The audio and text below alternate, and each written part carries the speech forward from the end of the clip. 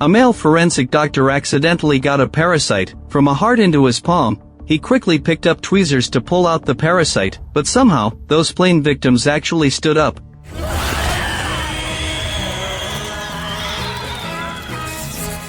A plane that should have landed smoothly had all passengers sitting quietly in their seats. Upon arriving at the airport, in fact, they had already lost their breath. Just minutes ago, the flight attendants on the plane received a call, informing them of strange noises in the cargo hold. It sounded like a large animal. Out of caution, the two decided to open the cargo hold and take a look. However, a simple scan revealed nothing wrong. Just as the flight attendants were about to breathe a sigh of relief, a strange change suddenly occurred. Soon the plane landed according to the preset trajectory. The control tower staff tried to contact the crew, but found that there was no response at all. He sensed something was wrong right away, and reported the matter to his superior. The other party realized the seriousness of the situation at once. This was an almost full plane, and if something went wrong, everyone would be held accountable. So the leader ordered the closure of the nearby runway, and contacted the police. He went to the plane to check in person, but from the first glance, the leader noticed something was wrong. The entire plane was too cold, not like it had just flown, and only one of all the windows was open, which was very similar to a hijacking situation. He inferred that there was big trouble here. Soon the police arrived at the scene, along with a man named Eve. He was an expert from the CDC, in charge of possible diseases on the plane. He began to detect with professional equipment, but it actually showed no signs of life inside. If that were true, it would be a major case that could shock the country. After taking precautions,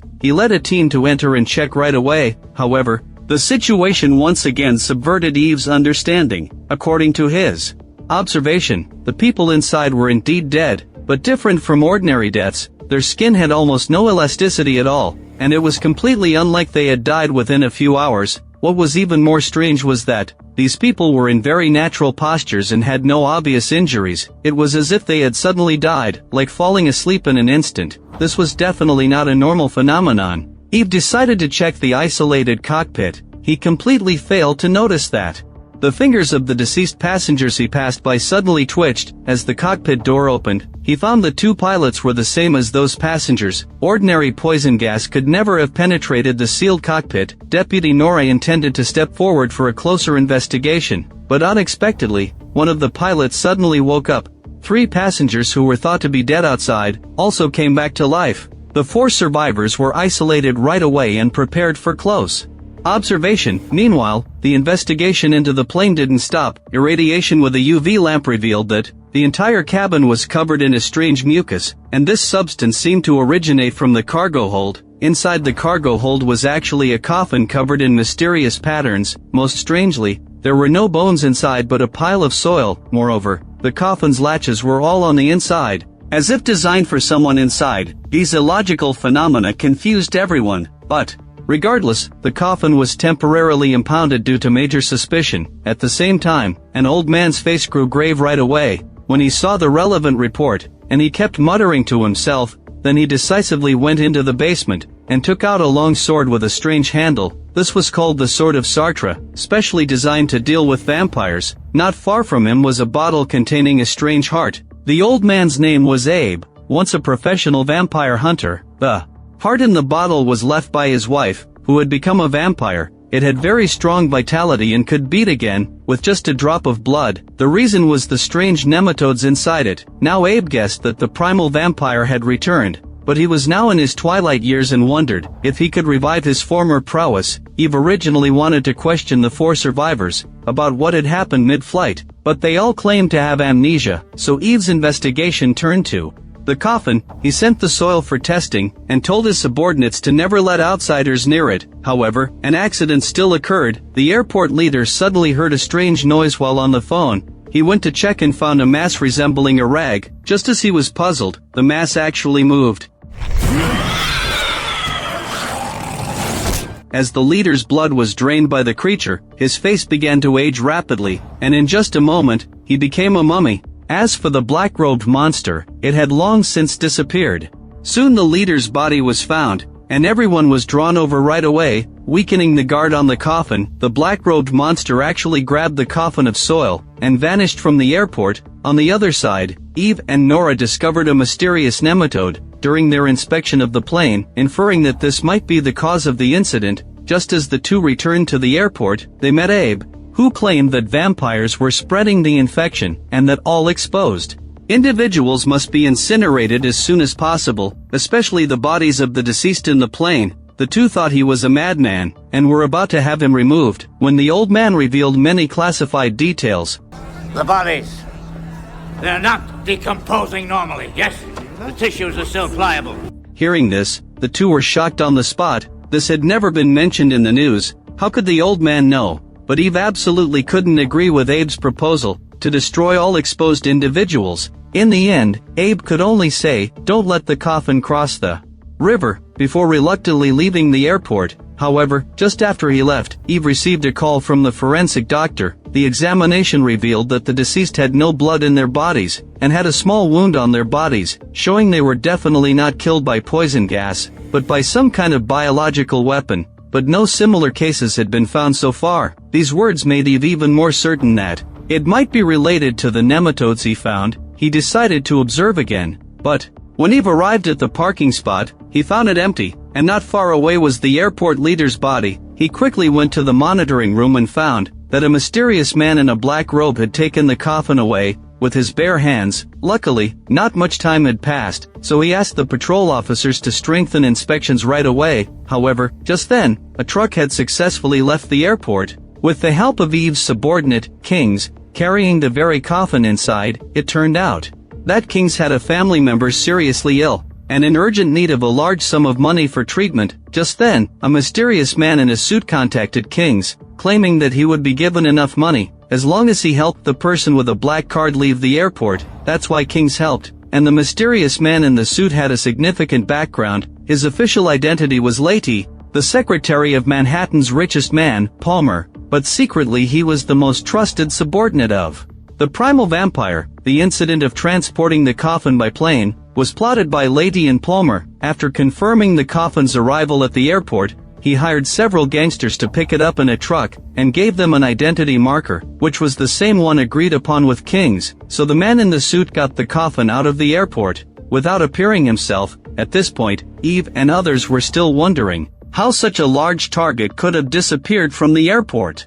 without a trace. To make matters worse, Eve's superior called and forced him to release the 4 quarantined people. It turned out that one of them was a celebrity coming to Manhattan for a concert, and their manager had been pressuring the CDC. The superior had to order Eve to release them. Although Eve wanted to argue, the superior didn't give him a chance to speak.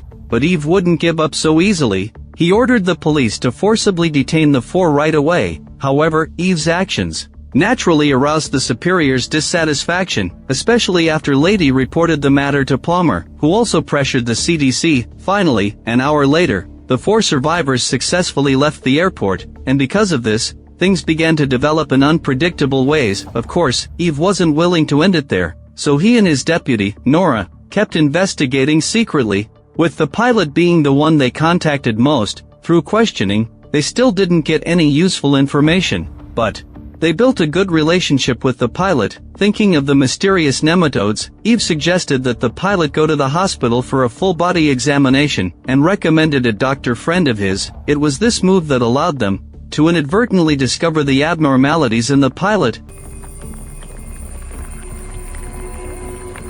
However, during this period, the other 3 survivors underwent drastic changes. First was the celebrity, who originally loved to indulge in wild parties, so as soon as he was released from quarantine, he threw a party with beautiful girls all around, any interest, but also felt very thirsty. However, to his confusion, he not only had no interest but also felt very thirsty. This feeling became particularly intense when he saw the girls' necks. Finally, impulse overcame reason, and the celebrity bit a girl's neck right away. Others fled in terror at such a crazy act, but the celebrity only cared about the blood in front of him. He even greedily licked the blood spilled on the ground. The other 2 also showed strange symptoms to varying degrees. First, abnormally pale faces, and second, blood dripping when they drank. However, Both dismissed these symptoms, believing they were aftereffects that would recover over time. However, their gradually reddening eyes seemed to disagree with their thoughts. Then, relatives of the deceased found their family members returned. For example, Eve had previously confirmed the girl had no vital signs, but now she had come home. Although the girl's father had heard the sad news, when he saw his child return with his own eyes, he chose to believe what he saw, thinking it was a misdiagnosis. He even called Eve to thank him for sending his daughter back. However, this call left Eve confused. He had never sent the girl home, and she was indeed dead. Eve realized something was wrong. Perhaps some unknown changes had occurred during this time, so he returned to the morgue to check the bodies, and the scene before his eyes left Eve completely stunned. All the bodies in the morgue had disappeared, and even the forensic doctor was missing. There were obvious signs of destruction around, clearly showing a fierce battle had taken place. Perhaps this was why the bodies had returned home. Eve and others decided to report the matter first, and then investigate the girl's home. At the same time, the father welcomed his daughter home and prepared a feast, completely unaware that his daughter's eyes in the bathtub had turned dark red, filled with an evil aura. What's more, his daughter's behavior was very dull, as if she were just a marionette. The father didn't pay attention, thinking his daughter was just scared. However, when he went to comfort her, a sudden transformation occurred.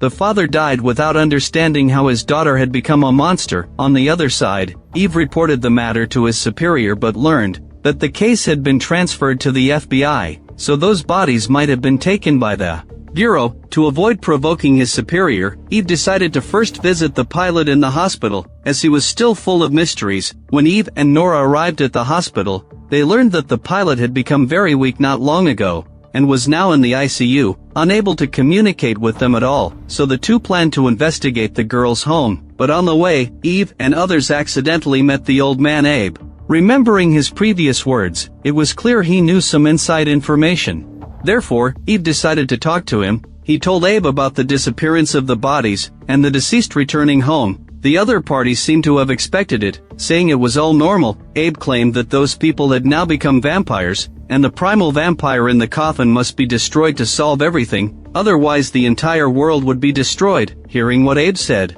Eve and Nora were greatly shocked and quickly asked for Abe's help. They learned that if the primal vampire couldn't be destroyed, all those exposed must be burned, a plan that obviously wasn't for Eve to decide. Abe didn't make things difficult for the two, and just silently turned away. Although Eve learned the origin of the vampires, he still wanted to try other methods to treat these people in his heart, so he went to the girl's home, hoping to find a cure. When the two arrived, they found the entire house empty, and even the father who had called had disappeared without a trace. Eve was about to investigate further when, unluckily, the phone suddenly rang, and Eve quickly left the house. The call was from the hospital. During his absence, the pilot's condition had deteriorated again, and now his entire body was completely corroded by nematodes. Arriving at the hospital, the first to speak was Deputy Nora, who believed that surgery should be performed as soon as possible to remove the nematodes from the pilot's body, which was the only reasonable method currently. The group went out to discuss the surgical details right away, but in this short interval, the pilot, who had been very weak before, actually disappeared. The group searched the hospital right away, and when they saw the pilot again, it was in the hospital's underground blood bank, where he was frantically sucking the blood from the blood bags. Clearly, the pilot had mutated into a vampire. Kings prepared to subdue the pilot, but unexpectedly, the pilot suddenly pounced on Kings, who was stunned on the spot. Luckily, others quickly came when they heard the sound. As more people arrived, the pilot became overwhelmed, so he began to use his vampire abilities.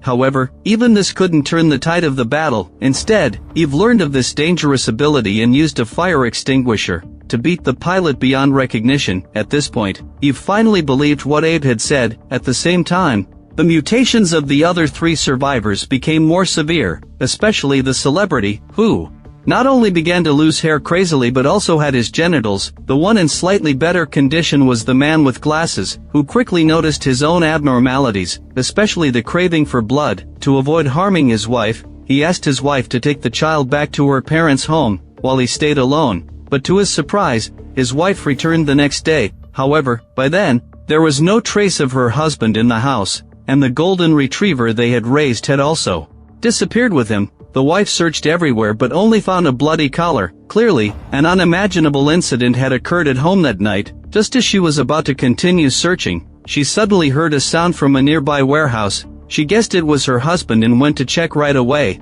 but the scene before her eyes shocked the wife. It turned out that to prevent himself from mutating and hurting others, her husband had used his last bit of reason to tie himself up in the warehouse with iron chains. Even after mutating, he still tried to control himself and told his beloved wife to run. Seeing this, the wife could only leave, but the scream of fright she had let out earlier attracted the neighbor next door. Seeing that the man with glasses wasn't at home, the neighbor intended to take advantage of the woman and kept saying all kinds of foul words. The wife had a bold idea. She pretended to agree to the neighbor's request, luring him step by step outside the warehouse, then pushed him in when he was off guard, and locked the warehouse door. Heart-wrenching screams came from inside right away. The outcome was predictable. On the other side, to investigate why the pilot had changed like this, Eve decided to dissect his body. When they opened it, the group was completely stunned by the internal scene. All the pilot's organs had long since died. In theory, he shouldn't have been able to move, let alone engage in such a fierce battle. However, the weird points didn't end there. A strange structure had grown in his pelvic area, which was found to be a full 4 meters long when measured, and had a complete circulatory structure inside. As if it were another creature, Eve guessed that this thing was most likely what caused those people to become monsters, and combining with previous findings, it wasn't hard to guess that this was what the nematodes had become. Recalling what Abe had said in the discoveries on the plane, it was clear that this thing had been brought by the coffin. Hearing this, Kings felt a chill of fear. Unable to bear the inner pressure, he hesitantly revealed that he had helped let the coffin go. Facing the group's questioning, Kings spoke of his difficulties. Without that money, his family would die. Hearing that Kings had his difficulties, and genuinely didn't know the situation at the time, Eve didn't blame him. After all, the top priority now was to find that mysterious coffin and wipe out the primal vampire, and according to Abe, all those who had come into contact with the vampires must be burned. But how to find these people became a new problem. Nora remembered that Abe had said these vampires would return to their families. Eve realized the danger, since they would return to their families, and the girl's father had suddenly disappeared. He had clearly fallen victim.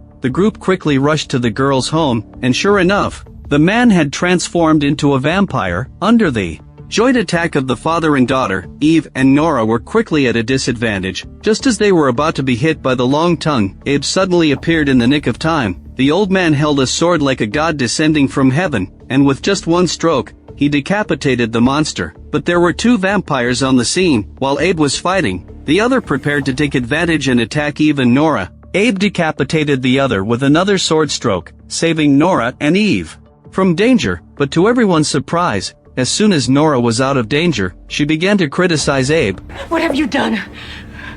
Among other things, I just saved your life. We have resources, protocol. According to Nora, these people were just sick and didn't deserve to be killed. What Abe did was reckless disregard for human life. Even Eve couldn't stand this statement. He told Nora that those people were already dead, and Abe had only killed monsters. But Nora wouldn't listen at all and turned away directly. However, Eve didn't chase after her, because he had more important things to do. Now that they had seen the situation with the father and daughter, it was clear that the other survivors were no better. So Eve decided to join Abe in dealing with those vampires. First, there were the 3 survivors. After all, Eve knew them slightly. On the way to the survivors' residences, Abe began to recount his history with vampires. He had once been an ordinary slave, working in a concentration camp controlled by the Nazis. The manager at the time was named Horst, a capable subordinate of the primal vampire. There were many vampires in the concentration camp, but Abe didn't notice them for a long time until one night, a dark shadow suddenly appeared in the dormitory and killed Abe's dorm mates, while everyone was asleep, revealing the existence of vampires. What made Abe more desperate was that the Nazi officer claimed the killed people had simply died from exhaustion, and what Abe saw was just a hallucination. However, he was certain it couldn't be a hallucination, because the next night, the dark shadow attacked again, and this time it chose the bed next to Abe's, with the thick smell of blood as undeniable proof. But out of fear, Abe could only pretend to be asleep there. After he was liberated, he began to learn about the shadowy monsters. and became a vampire hunter, with the sword of Sadu in his hand being a powerful weapon to kill those vampires. While the two were talking, they unknowingly arrived at their destination and found that the survivor's wife had somehow committed suicide. Abe examined the woman right away to prevent her from rising as an infected vampire after death, and finally confirmed she was fine. But this made the three even more puzzled. Why had she suddenly committed suicide? While they were wondering, a monster's roar suddenly came from the courtyard. The three went out to check right away and found the sound came from the warehouse. Abe drew the sword of Sadu, and he and Eve cautiously entered, where they indeed found an infected monster hiding. Eve fired silver bullets from a specially made gun in his hand, preparing to kill the monster, while Abe, not to be outdone, swiftly cut off the monster's head with his skill. The rude neighbor had also been infected by now, cowering in the corner, and was instantly killed by a sword strike when discovered by Abe and the others. Afterward, the group set the warehouse on fire, destroying the infected bodies along with the virus they carried. After what had just happened, Eve had sufficient evidence to apply to his superiors for virus testing of all residents, but Abe wasn't optimistic, as he knew very well how difficult it would be. I hope you succeed and prove me wrong. Until then, well, I know my cause seems hopeless, but I have seen what happens when people stand by and do nothing. At the same time, more infected people were deteriorating. The celebrity's condition was already very serious, and he couldn't contain his desire for blood at all. The manager found a doctor for him, but this guy actually cruelly killed the doctor and greedily sucked his blood. Seeing such a terrifying scene, the junior assistants didn't dare to stay near the celebrity at all. Only the manager, bound by self-interest, could only stay by his side. To cover up the celebrity's murder, he hired a professional to deal with the relevant scene traces. While he was cleaning the bloodstains, the celebrity could no longer suppress his desire for blood, and actually attacked the man. But this time he had chosen the wrong opponent. The professional easily controlled him, and planned to kill the celebrity with a bullet. But what happened next even left the professional dumbfounded. It was clear that this had completely gone beyond the human realm, and even the professional didn't know what to do. However, the next moment he was killed by the celebrity. On the other side, Eve handed all the videos he had collected about these infected people to his superior, hoping to use them to apply for universal inspection and prevention. After seeing this situation of the monsters, the superior also frowned, aware that the development of the matter had far exceeded control, and quickly said he needed to call higher authorities for instructions. However, what Eve didn't know was that the superior's words were just to delay him. Kings took the opportunity to tell Eve that the superior had previously seen the video of him hiding the pilot's body in the basement, and now guessed Eve was the mastermind behind it all, that if he didn't escape now, he would have no chance. Eve unbelievingly tried to open the door, and indeed found his access card completely invalid. He knew Kings was telling the truth. Finally, with the others' help, Eve managed to escape. Given the current situation, the only one he could rely on was Abe. At this point, Abe was searching for other infected people. He came to a house and found uneaten food on the table, as if they had left not long ago. Abe vaguely guessed that the family might have all been infected. He took out the sword of Sadu right away and cautiously explored the house, finally finding the missing family in the basement. By now, these people had all been infected, and were gathered together eating other victims. Abe took out a specially made gun, preparing to kill the infected from a distance. But just then, a tall infected person suddenly rushed out from a nearby corner. Abe could only shift his target of attack first. However, the sound of their battle was detected by many infected individuals, who charged toward Abe right away. Originally, with his strength, these creatures couldn't pose a threat at all, but unluckily, Abe's heart disease suddenly struck. To make matters worse, due to being too hasty, the bottle containing his medicine fell to the ground. Facing the numerous attacking infected, he could only fight and retreat, while enduring the pain of his heart attack. Luckily, it was daytime. When Abe retreated from the basement, these infected dared not rush out, allowing him to narrowly escape. Abe knew he couldn't deal with so many infected in his current condition, so he used the facilities in the house to turn on the natural gas and create a special bomb.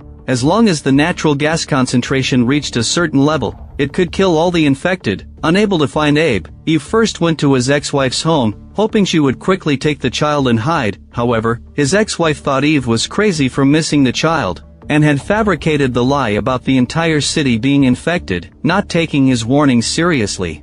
at all. Seeing this, Eve wanted to explain further but had no chance, as those chasing him had already found the place. They didn't give Eve any opportunity to speak and arrested him right away. Shortly after, Eve was taken to an interrogation room, and forced to explain the reasons and details behind the pilot's murder. But even if Eve told the truth, these investigators simply didn't believe it. Instead, they thought he was bragging, and slapped him on the spot to wake him up. No matter how the investigators questioned him, Eve insisted that those people had been infected and become vampire monsters. You wanted to hear the whole story, that's it. I just gave it to you.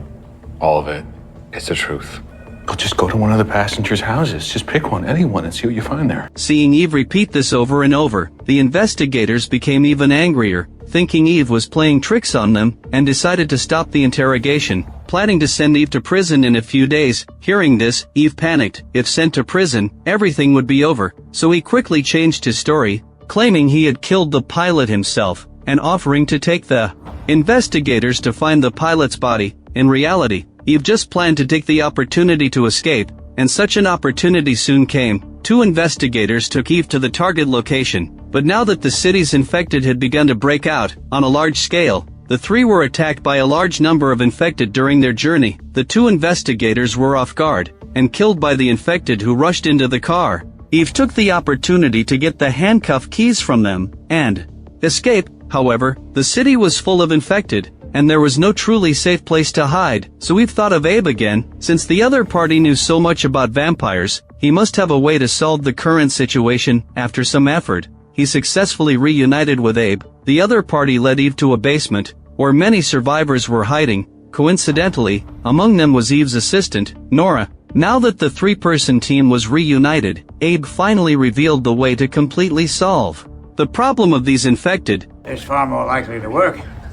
We kill the master and his spawn will die.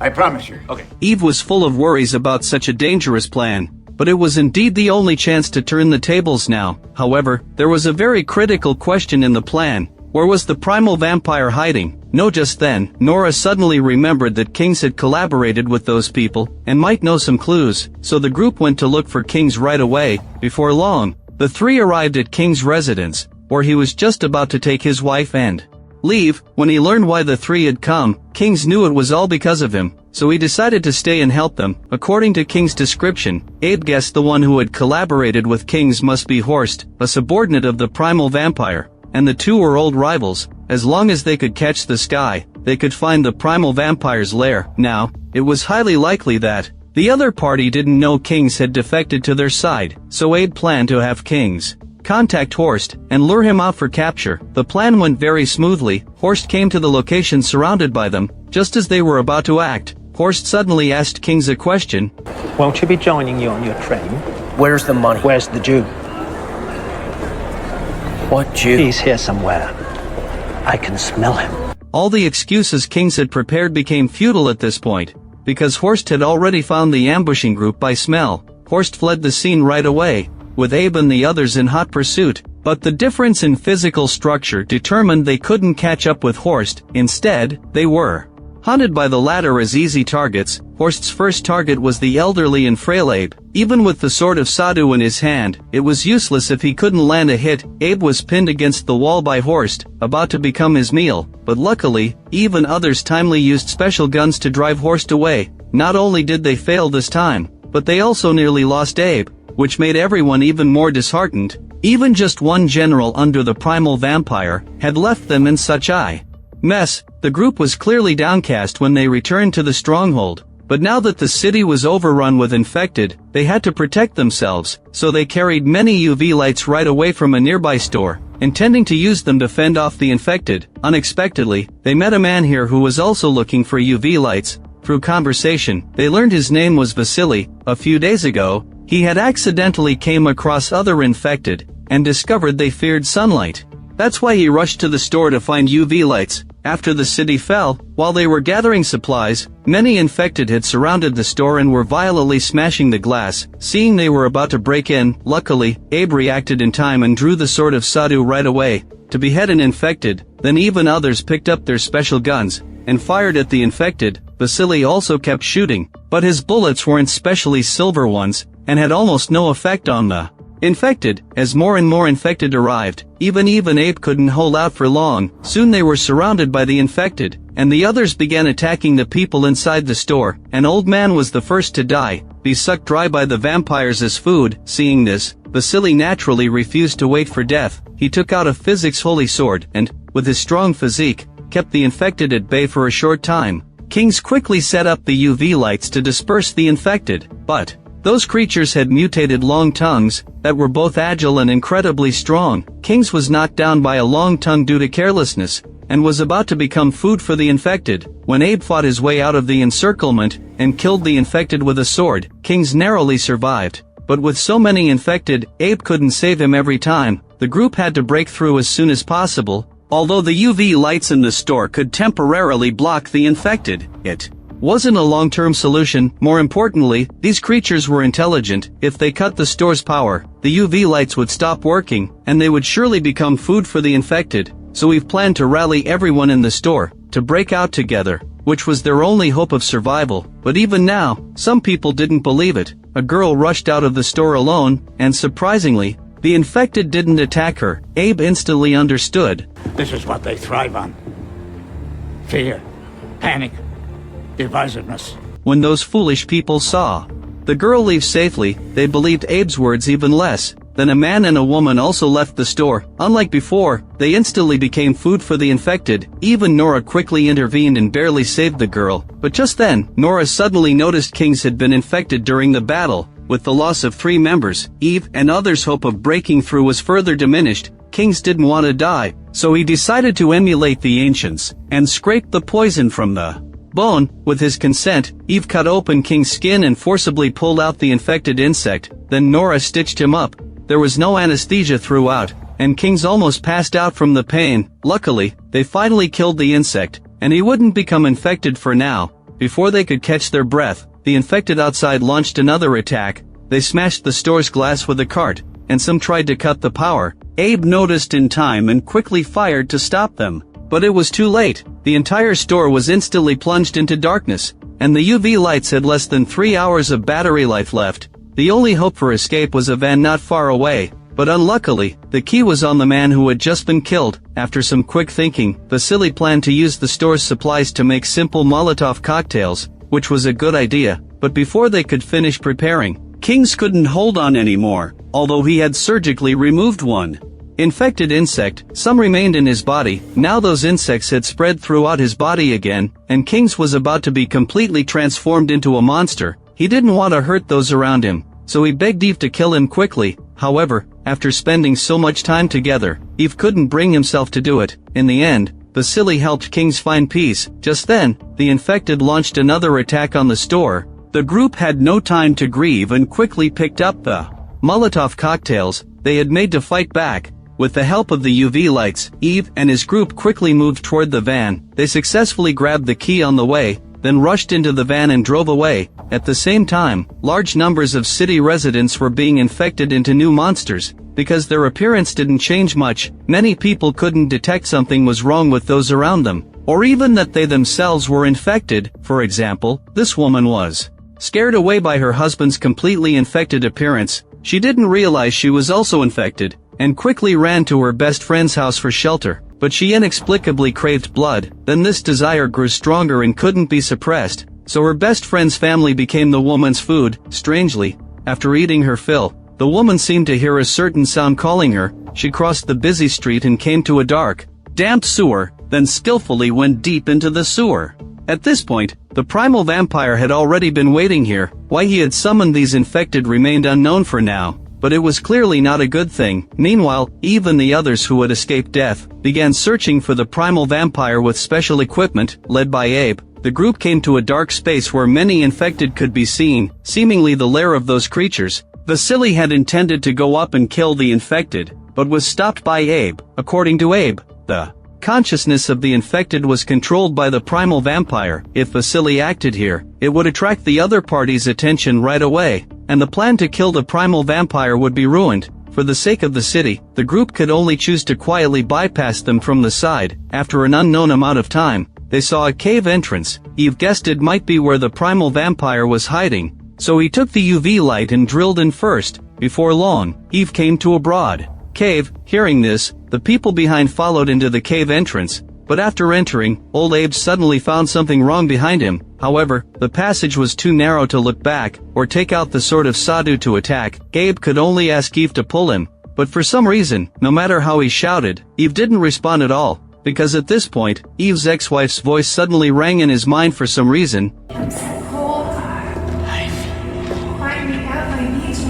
This voice seemed to have a certain magic, making Eve completely immersed in it, and follow the sound into the depths of the cave. At this time, Nora and Vasily on the other side of the cave entrance heard Abe's cry for help, but they were surrounded by infected, and could barely take care of themselves, so they decided to get into the cave. However, Vasily's large body made climbing in the tunnel very difficult, and the infected had come behind him. Luckily, Nora acted in time, and Vasily wasn't infected by the monsters. But when the two came out of the cave entrance, they found both Eve and Abe had disappeared. At the same time, in the depths of the cave, Eve followed the voice in his mind to the depths of the tunnel, and saw the coffin missing from the airport. Before he could act, he found himself surrounded by hundreds of infected. Then the primal vampire suddenly rushed out from the corner. Eve swung the weapon in his hand right away, and charged toward the primal vampire, but the gap in strength between the two sides was too great. Eve was controlled by the primal vampire before he could get close.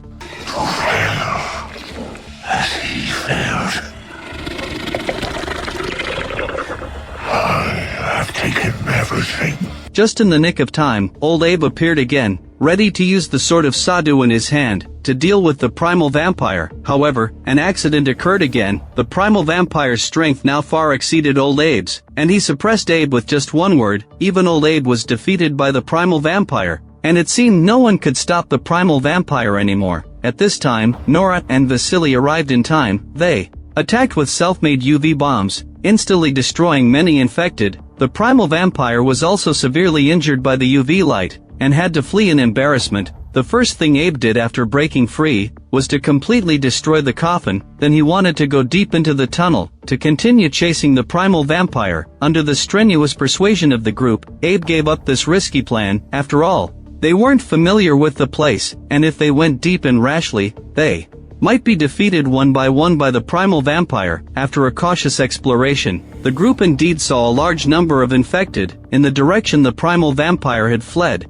which was obviously beyond their current ability to handle, so they decided to leave first and make long-term plans. Back at the stronghold, Eve and others analyzed the current situation and the possible hiding places of the primal vampire, deciding to take advantage of the bright sunlight during the day to investigate. First, therefore, Eve and Vasily came to a tavern. After some exploration, they found a secret room where Abe's destroyed coffin was placed, guarded by infected. Obviously, this was the primal vampire's hiding place after being injured. Having obtained accurate information, the two began to prepare an action plan. Soon, everyone returned fully armed. Vasily first took out a bundle of dynamite and killed all the infected nearby. Then the group easily passed through the tunnel to the place where Eve and others had found the coffin. Now there were more infected gathered here, but Eve and his team weren't afraid at all, for they were fully prepared this time. Plenty of silver bullets, and even their sharp weapons were made of silver. Led by Abe, they easily eliminated this batch of infected. However, just then, a large number of infected rushed in from all directions, and Horst was among them. What was more shocking was that the silver bullets had almost no effect on him. Vasily rushed forward right away, preparing to use the silver blade in his hand to kill Horst, but he was sent flying by Horst before he could get close. The strength of the two was simply not on the same level, but luckily, he could barely hold Horst back, buying precious time for Abe and the others. By now, he had reached the upstairs and saw the primal vampire. When these two enemies met again after many years, the primal vampire arrogantly declared his victory. In fact, he did have reason to be arrogant. Abe was already old and simply not strong enough to pose a threat to the primal vampire, but the primal vampire ignored Eve and the others. Just when Abe was in deep crisis, Eve arrived in time, broke the glass overhead, and restricted the primal vampire's movements. Then he swung the machete in his hand to kill the opponent, but unexpectedly, the primal vampire took the initiative to smash through the glass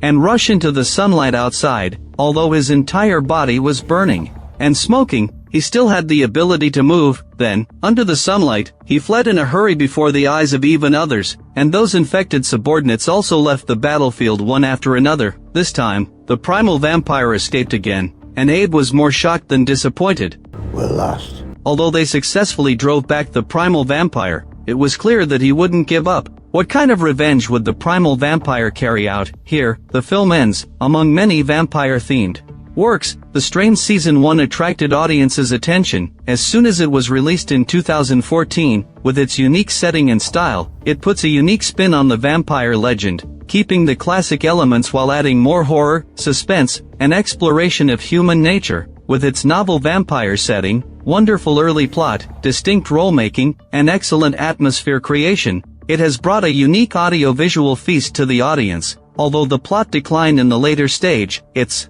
still worth watching. If you like my channel, please give it a thumbs up and subscribe to it.